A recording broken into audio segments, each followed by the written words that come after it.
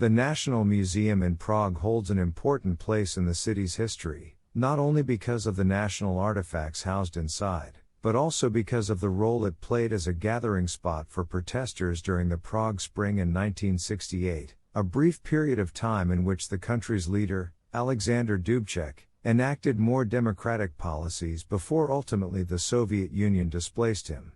Today, the museum is undergoing a series of renovations to restore its outer facade and inner decor to match its original neo-Renaissance design and architecture, and hosts a small permanent collection as well as occasional special exhibits.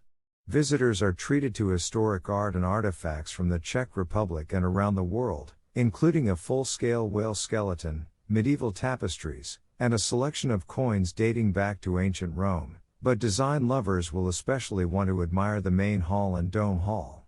The dome is accessible with a time ticket. It is worth acquiring one for the panoramic views of Wenceslas Square and beyond.